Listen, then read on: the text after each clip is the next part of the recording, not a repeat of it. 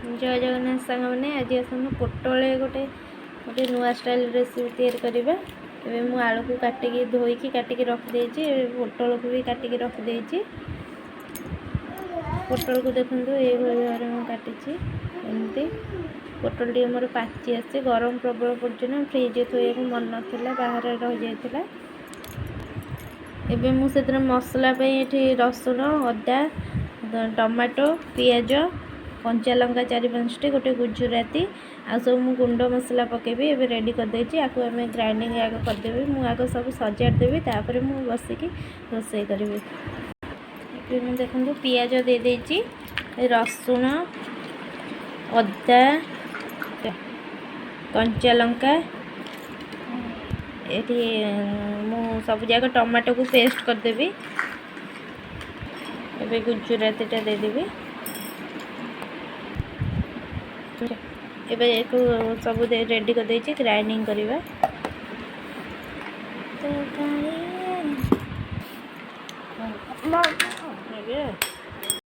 मसलाटा मुझे ग्राइंडिंग करके नहीं आसी। एबे चलतु कड़ाई बसैबा। एबे कड़ाई टी भलसे तती देछि ताती गलानी तेल भदेदबा पोटल और आलू भाजिया। ये तेलटा गरम हो गलानी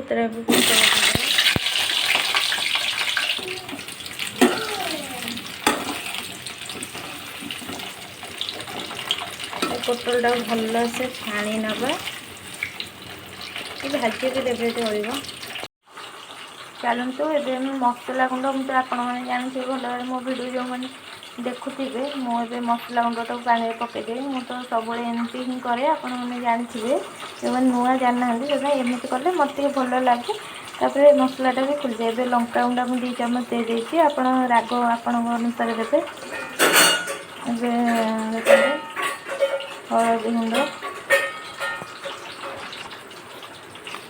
चिकेन मसला टे देदेवे करी पाउडर गोल मरीच गुंड अल्प देवी बेसी राग देवेनि काश्मीरी चिल्ली धनिया पाउडर जीरा पाउडर दालचीनी गुंड जीरा पाउडर दालचीनी गुंड सब ये सब मसला गुंड मार्क कर दे सारे। अब एमती फेंटी दबा भल से गोलैकी रखीदबा 5 मिनट जिते आम मसला कषी हम से आम देवे। ये देखो ये फुलिया छाड़देवा। ये देखो पोटलटा टी भल से माने कलरटा देखा भजा है मुझे हलदी गुंड मिसई। ये देखो पोटल तो भल से हो गलानी मुझे छाणीदेवी। ये पोटलटा तो भल से मुझे छाणी सारे। आलूटा को छाणीदबा देखो आलूटा को भी भल से छाणीदबा। देखो आलूटा भल से भाजी होलानी। एबे मो आलूटा को काढ़ी दूचे। एबे आलूटा तो मुझे छाणी नहीं से कड़ाई रे तेजपत्र देदेबा कटा पियाज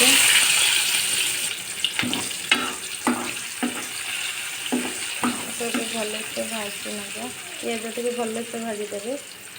देखो पियाज भल से भाजी हो गलानी। एतर आगुरी जो बाटे ग्राइंडिंग कर रखी अदा पियाज रसुण टमाटो सब पेस्ट दे देती। सब मसला मुझे दे बाटी रखी भल से कषीदबा और रसुण पियाज अदार जमी बास्नाटा पलैब। ये देखो मसलाटा भल से कषी गलानी अल्प कर 80% हो गलानी। ये आम गुंड मसला टी को देदेबा। ये देखो गुंड मसलाटा बढ़िया से फुली जाइए देदेबा। गुंड मसला तो दे भल से कषी नवा। देखो कलरटा देखो मु तो एमती बनई आपण मानू भी केमी आसे मत कहे टे कमेंट रे आउ को स्टाइल थब पोटल तरकारी कर कषा।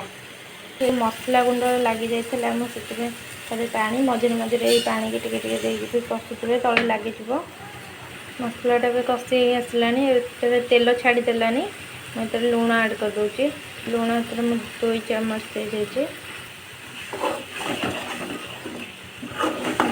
लुणटा जेहेतु आगे सीझापी छाड़देवा मसलाटा भलसे आगे कषि जाऊ जेपर्यंत पूरा तेल छाड़देव से आम पोटल और आलू दे कषिया देखो मसला ए भलसे तेल छाड़ी सारा तले लगी जाऊँ टिके पानी देके कषि दे जाऊगा देखो कषि गलानी भलसे मसलाटा देखुं तेल छाड़ी सारा मसला कलर देखूँ मसला भी भलसे कषि गलानी से तेलटा तार छाड़ी सारा भाजिकी रखी पोटल और आलू को ये दे आलू पोटल तो दे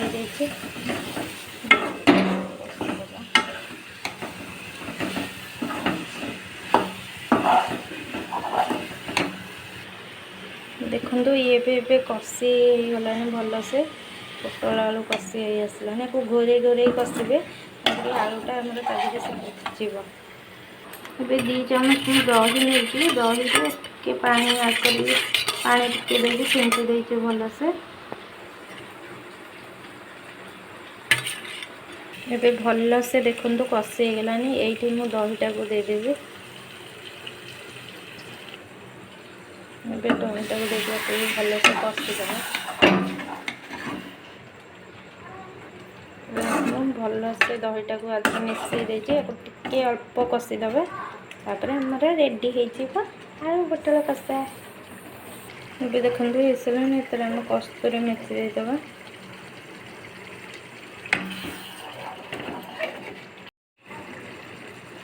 गरम मसला